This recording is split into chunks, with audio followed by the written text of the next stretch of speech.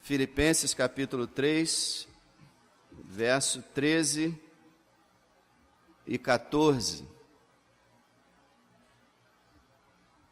Os irmãos lembram que nós estamos numa série olhando para a vida do apóstolo Paulo, o que ele sentia, o que ele cria, como ele vivia, e procurando imitar o seu exemplo. Mas isso baseado só no livro de Filipenses, porque se a gente fosse basear em todas as suas cartas, daria uma série muito longa.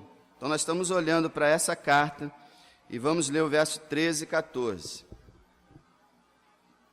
Irmãos, quanto a mim, não julgo que o haja alcançado, mas uma coisa faço, e é que, esquecendo-me das coisas que atrás ficam e avançando para as que estão diante de mim, prossigo para o alvo, pelo prêmio da soberana vocação de Deus em Cristo Jesus. Que o Senhor abençoe a sua palavra. Hoje, irmãos, nós vamos meditar a respeito de uma qualidade do apóstolo Paulo essencial até para a salvação, né? Essa qualidade ela consta dentro da salvação, uma qualidade, uma virtude essencial para que uma pessoa realmente chegue ao céu. E para que uma pessoa tenha uma vida abençoada e frutífera nessa vida. Que qualidade é essa? Perseverança. Perseverança. Essa é uma palavra muito usada na Bíblia. A maior parte das vezes é traduzida como paciência, mas em outras versões bíblicas vem perseverança, que é a arte de continuar a despeito de todas as adversidades e dificuldades, a despeito de tudo, continuar no caminho reto, sem se desviar nem para a direita nem para a esquerda. Perseverança. O apóstolo Paulo era alguém que não desistia nunca, nunca. Eu já, alguns anos atrás, chamei o apóstolo Paulo de tanque espiritual. Assim como os tanques na guerra antiga, né, até hoje ainda tem, eles vão passando por cima de tudo que está à sua frente e tem um poder, né, de destruir os seus inimigos e atravessar tudo que se possa imaginar, sem ver obstáculo, assim o apóstolo Paulo. Meus irmãos, o apóstolo Paulo olha a vida que teve esse homem. Ele foi perseguido em Damasco, rejeitado em Jerusalém, esquecido em Tarso, apedrejado em Listra, preso em Filipos, expulso de Tessalônica, enxotado em Bereia, zombado em Atenas, chamado de impostor em Corinto, enfrentou feras em Éfeso, linchado e preso em Jerusalém, acusado em Cesareia, náufrago na viagem para Roma, picado por uma serpente em Malta, aprisionado em Roma e, finalmente, decapitado por Nero. Se você tirar a crucificação do nosso Salvador, comparando com a vida do apóstolo Paulo, nós podemos dizer que o apóstolo Paulo sofreu até mais do que o nosso Salvador, exceto a crucificação. O homem foi um mártir em vida. O homem teve uma vida dificílima, mas enquanto ele viveu, ele nunca desistiu. Pouco antes da sua decapitação, ele disse: combati o bom combate, acabei a carreira, guardei a fé. Abra em 2 Coríntios capítulo 11, que tem uma lista dos sofrimentos desse homem. 2 Coríntios capítulo 11, a partir do verso 23. São ministros de Cristo, falo como fora de mim, eu ainda mais, em trabalhos muito mais, em açoites mais do que eles, em prisões muito mais, em perigo de morte muitas vezes, recebi dos judeus 5 quarentenas de açoites menos 1, 3 vezes fui açoitado com varas, 1 vez fui apedrejado, 3 vezes sofri naufrágio, 1 noite e 1 dia passei no abismo, em viagens muitas vezes, em perigos de rios, em perigos de salteadores, em perigos dos da minha nação, em perigos dos gentios, em perigos na cidade, em perigos no deserto, em perigos no mar, em perigos entre os falsos irmãos, em trabalhos e fadiga, em vigílias muitas vezes, em fome e sede, em jejum muitas vezes, em frio e nudez, além das coisas exteriores, quer dizer, as coisas que atingem o meu corpo, me oprime cada dia o cuidado de todas as igrejas. Quem enfraquece que eu também não enfraqueça? Quem se escandaliza que eu não me abrase? Se convém gloriar-me, gloriar-me-ei no que diz respeito à minha fraqueza. O Deus e Pai de nosso Senhor Jesus Cristo, que é eternamente bendito, sabe que não minto.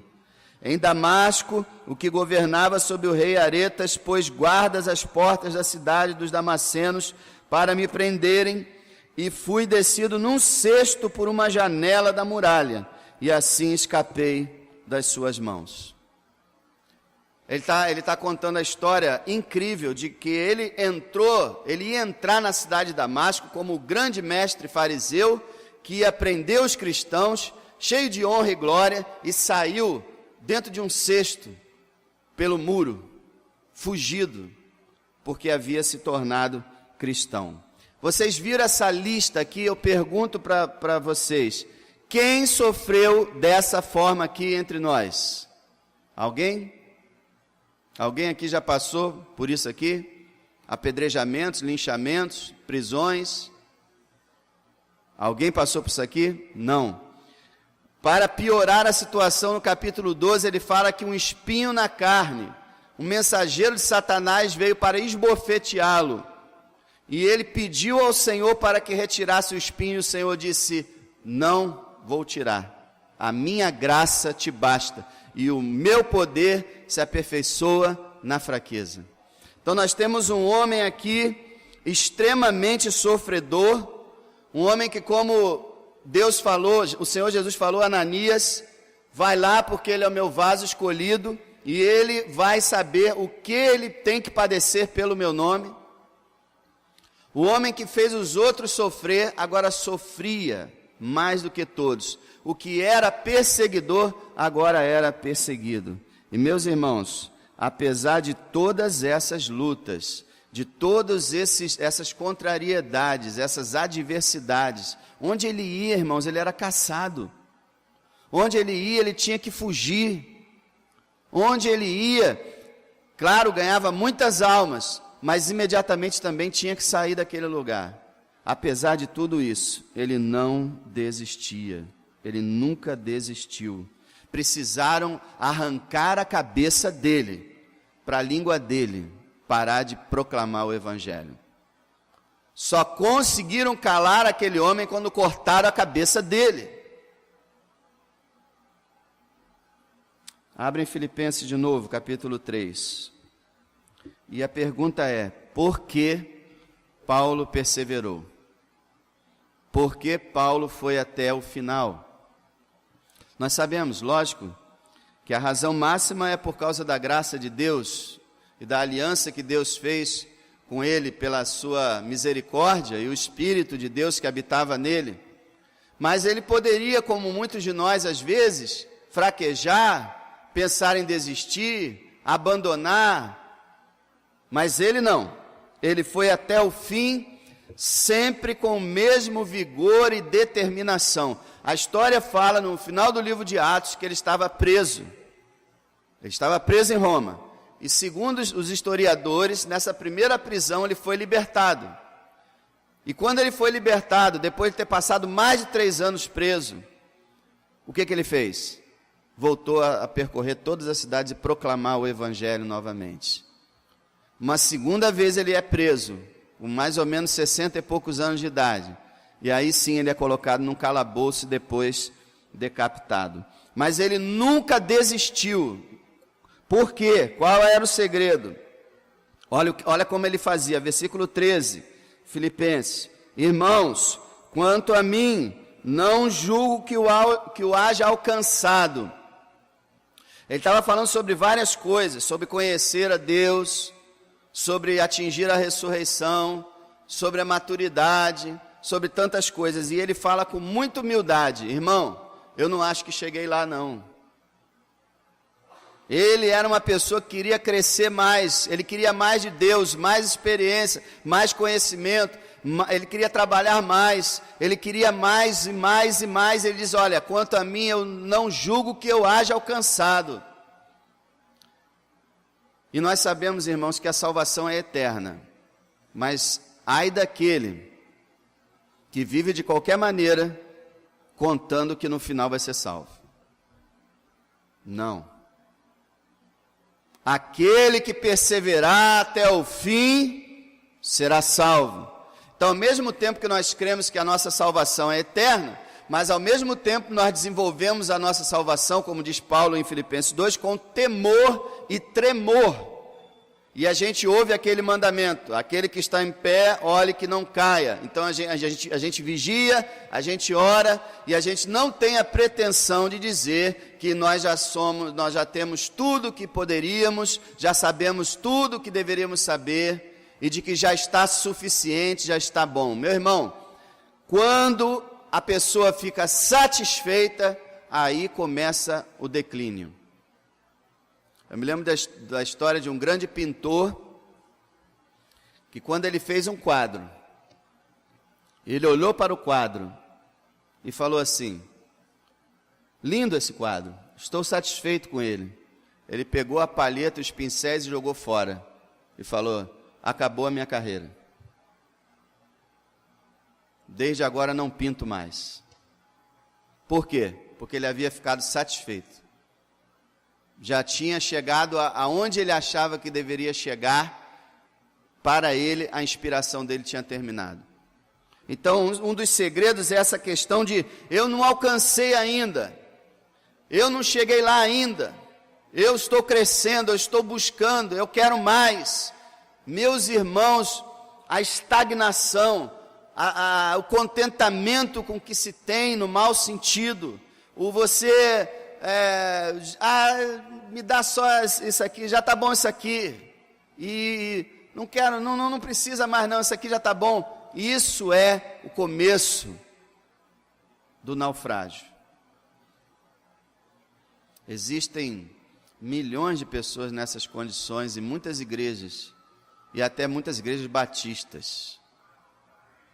As igrejas tradicionais têm esse problema, de muitas vezes as pessoas estarem acostumadas com tudo e satisfeitas com tudo, não querendo mais. Então esse é um segredo dele. Mas a determinação dele no versículo 13 está aqui, ó. Mas uma coisa faço, ó, outro segredo. Uma coisa eu faço. Irmão, focaliza. Uma coisa é realmente necessária na tua vida. E ele vai falar aqui: é Cristo. E Ele é o alvo. Essa é a única coisa necessária, realmente necessária na tua vida.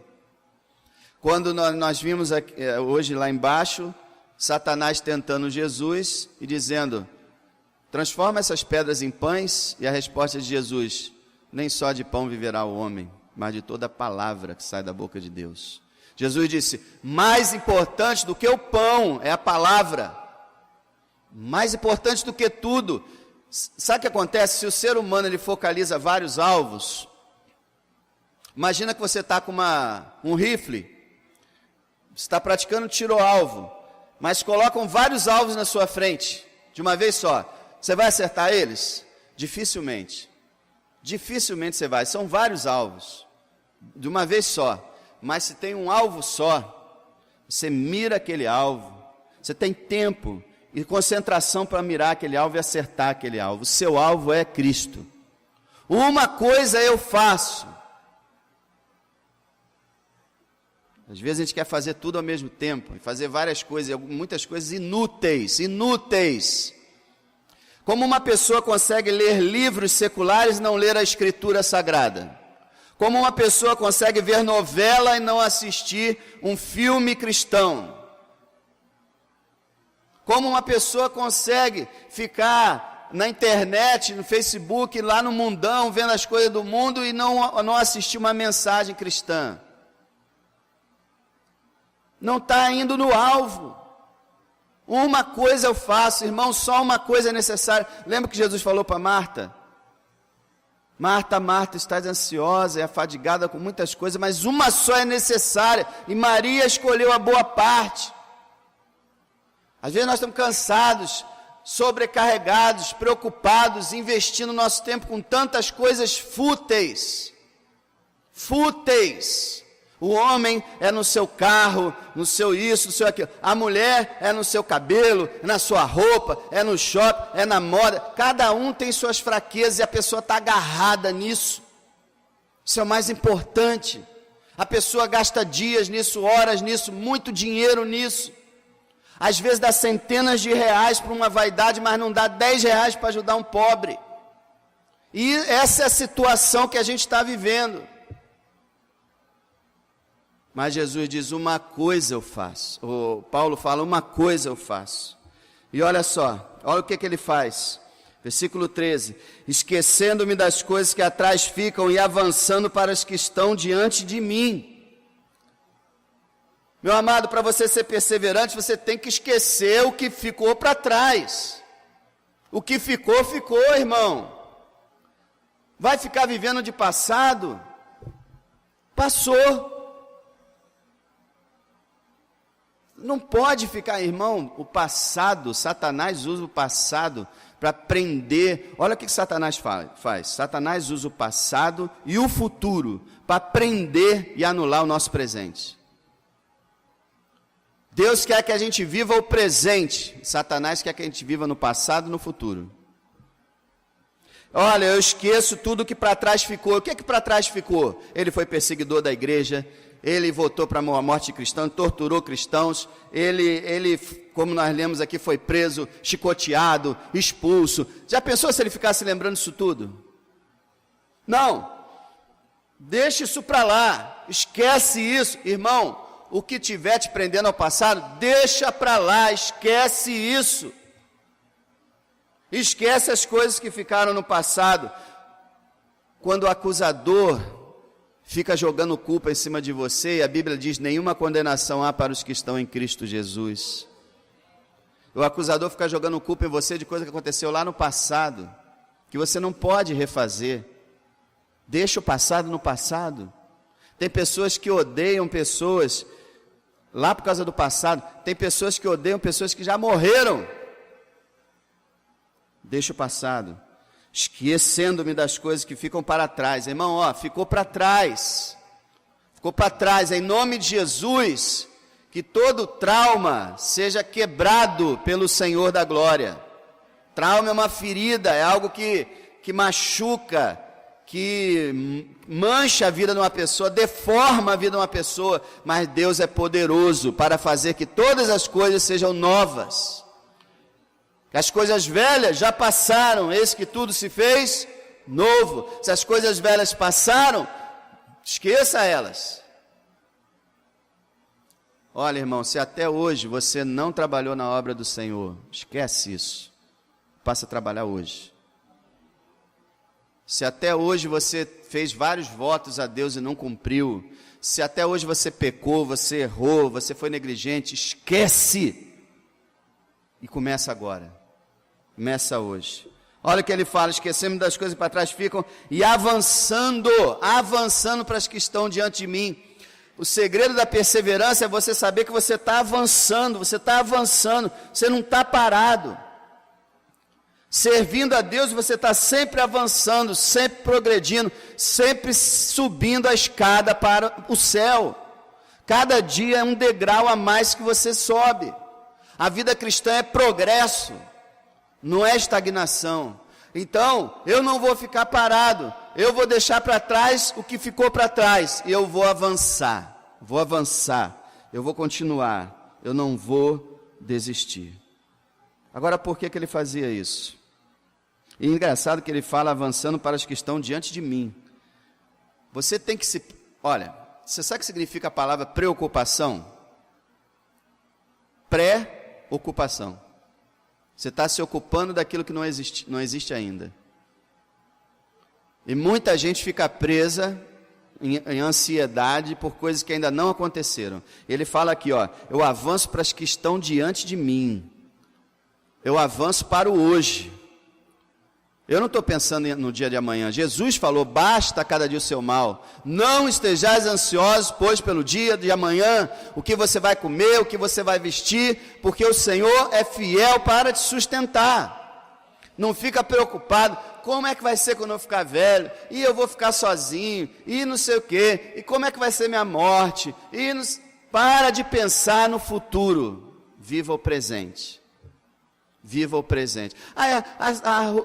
O bairro está cheio de traficantes, cheio de assaltantes. Se eu for assaltado, se uma bala perdida me pegar, para de assistir Cidade Alerta, em nome de Jesus. Fica assistindo esses programas malditos, aí fica com esse troço na cabeça o dia todo, o tempo todo. As balas estão passando a quilômetros de você e você já está trazendo elas para você com a tua mente. Já está vendo elas acertando você. Você vai fechar a porta durante a noite e já... Ai, meu Deus, será que durante a noite eu vou deitar, alguém vai arrombar essa porta? Você já fica pensando nessas coisas. Pare de ficar conversando sobre violência. Pare de dar ibope para o diabo. Fale das coisas de Deus. Fale das coisas boas. Fale das coisas abençoadas de Deus. Se uma bala perdida me atingir, foi o Senhor que permitiu e quis que fosse assim. Se Ele não quiser que seja assim, podem pegar 4 metralhadoras e jogar em cima de mim, que nenhuma bala vai me acertar. Como um grande pregador disse no século XVIII, eu sou imortal até que minha obra tenha sido concluída. Paulo era imortal até que Deus resolveu, Paulo, agora você vai vir para a minha presença, e permitiu que ele fosse decapitado. Então, irmão, avançando para as que estão diante de mim, só as coisas que estão agora para você resolver. Se preocupe. Não quer dizer que você não pode fazer uma poupança ou um planejamento, você pode fazer o planejamento que você quiser, mas que isso não te deixe ansioso. Só se preocupe com o que está agora na tua frente para resolver. Um problema de cada vez, uma situação de cada vez, e não fique imaginando a conclusão das coisas. Vai acontecer assim, a gente tem muita mania de fazer isso. Vai acontecer assim, vai acontecer assado. E quando a gente vê, acontece totalmente diferente. Deixa Deus resolver o futuro. Deus foi muito misericordioso, sabia? Os inimigos de Deus, eles querem ver o futuro. Aí eles vão no cartomante, vão no tarô, no búzios, na bruxa, vão tudo quanto é lugar para saber o futuro. Mas é uma bênção não conhecer o futuro. Sabia? E se tu conhecesse o futuro? Eu tenho 49 anos. Já pensou se eu soubesse que com 55 anos eu vou morrer? Já pensou? Ia mudar todo o meu futuro, todo o meu presente. Eu ia viver em função disso. E Deus não quer isso. Deus não quer isso. Por isso, irmão, não precisa... Esse negócio de revelação, não vá para a casa de fulano ou beltrano, como os outros irmãos fazem de outras denominações, para ver o que Deus tem para falar do seu futuro. Porque Deus não quer falar nada a respeito do seu futuro. A hora que Ele quiser falar, Ele vai falar.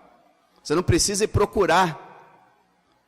E isso é raridade. O normal é Deus tratar com o teu dia a dia. Mas às vezes a vontade de Deus falar alguma coisa do seu futuro. Mas quando Ele quiser fazer isso, Ele vai falar, não é você que vai buscar. Então, que a gente possa ver das coisas diante de mim. E no versículo 14, Ele fala por que ele faz isso tudo. Olha só, prossigo para o alvo. Ele tinha um alvo, ele tinha uma meta. As pessoas do mundo, irmão, não tem alvo nenhum, não tem meta nenhuma. Se fala coisas assim, para que você vive? Sei lá. Como diz o filósofo, que está escrito na Bíblia, comamos e bebamos que amanhã morreremos. Eu vou estudar, vou casar, vou trabalhar, vou morrer. Não tem um alvo, não tem um propósito. Agora o cristão tem. Ele tem um alvo, ele tem um propósito. E ele fala aqui, pelo prêmio. Então ele tinha um alvo e ele olhava o prêmio. Lembra que Hebreus 11 fala que Moisés enfrentou Faraó vendo o invisível, porque ele queria recompensa. Não é errado o cristão querer a recompensa, não. Depende da recompensa que o cristão quer. Se a recompensa é dinheiro, está errado. Se a recompensa é conforto, está errado. Se é fama, está errado. Agora, se a recompensa que você quer é essa que ele fala aqui, você está certo. Olha a recompensa. Prossigo para o alvo pelo prêmio da soberana vocação de Deus em Cristo Jesus. A recompensa que ele queria era estar com Deus e estar com o Filho de Deus. A recompensa que ele queria, o alvo dele, era cumprir a chamada que Deus tinha para ele. Vocação significa chamada. E soberana chamada. O que ele estava falando é o seguinte: Deus soberanamente me chamou para pregar o seu evangelho. E o meu alvo é cumprir essa soberana chamada de Deus. Por isso que ele fala lá em Atos 20, em nada tenho a minha vida por preciosa, contanto que cumpra a minha carreira de dar testemunho do evangelho da graça de Deus. Ele só tinha um alvo, cumprir a carreira dele. Alcançar a glória futura, agradar o seu Salvador. E por isso ele perseverava, por isso ele insistia e não desistia de modo nenhum. Aí você diz assim: mas eu não sou pregador, eu não sou pastor, não sou evangelista, não sou apóstolo, não sou nada disso, e eu não tenho esse chamado. Qual é o meu alvo então? Eu não tenho esse alvo. Abre em Efésios capítulo 4. Efésios capítulo 4, verso 1.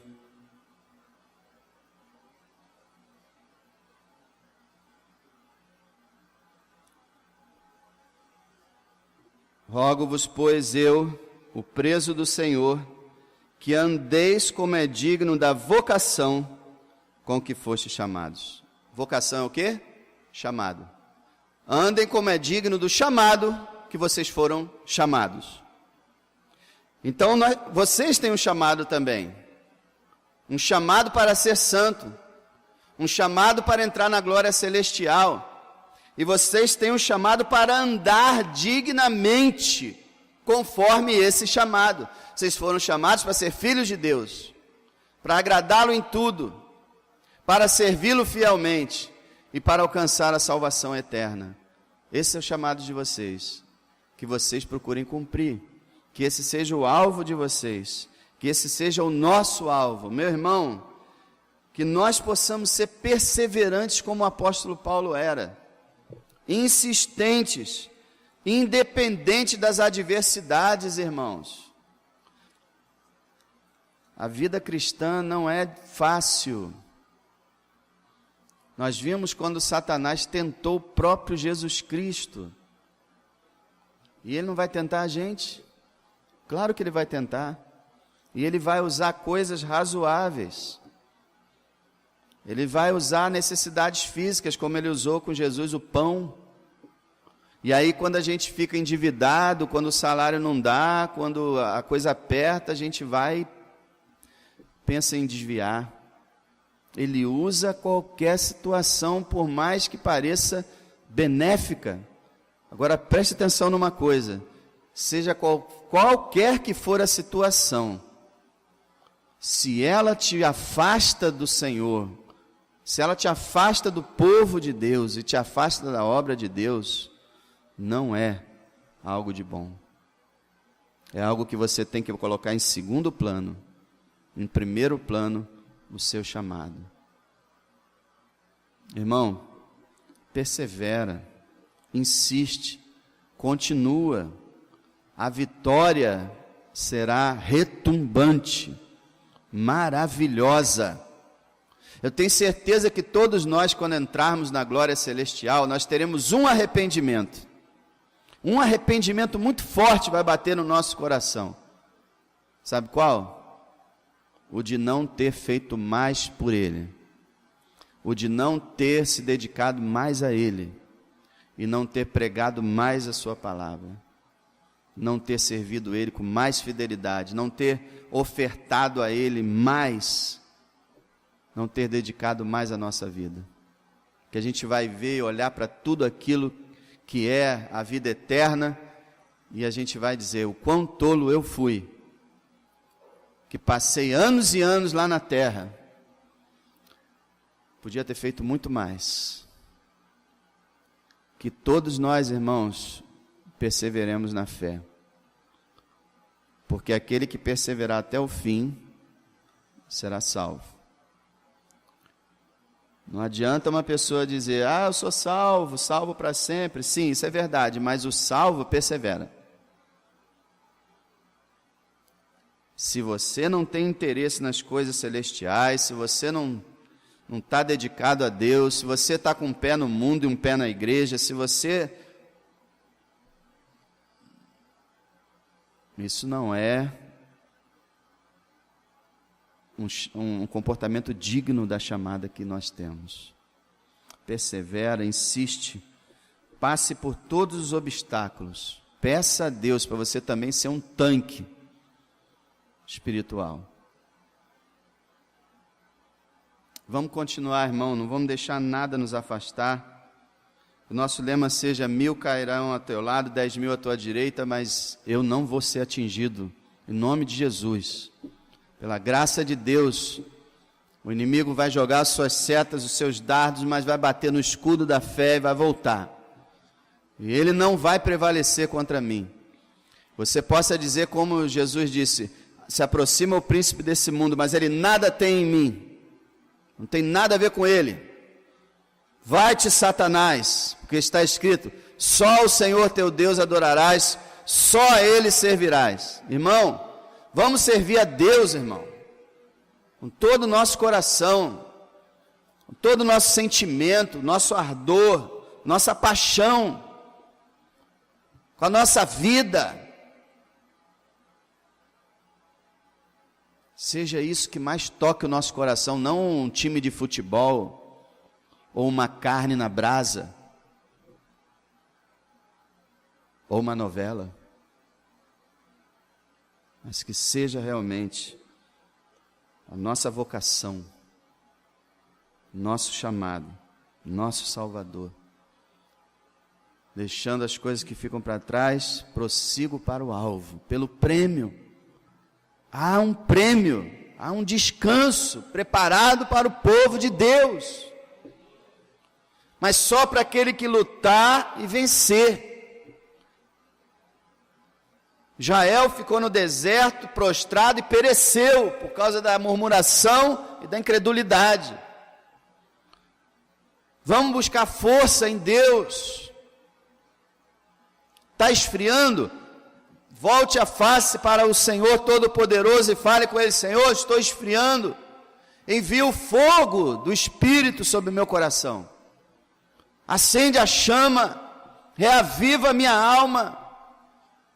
Peça a Deus, não é você que faz a obra, é o Senhor. Peça a Deus. Às vezes a gente está mal e a gente fica buscando reunir força para se apresentar diante de Deus. Reúne os pedacinhos todos e vai lá no altar e fala: Senhor, eu estou aqui todo quebrado, me monta e me aviva para a tua glória. Faça isso, amado, faça isso. Você terá a alegria do Senhor, como o irmão falou aqui na oração sobre a alegria do Senhor. A alegria do Senhor está conectada àqueles que lhe obedecem, aqueles que lutam, que perseveram.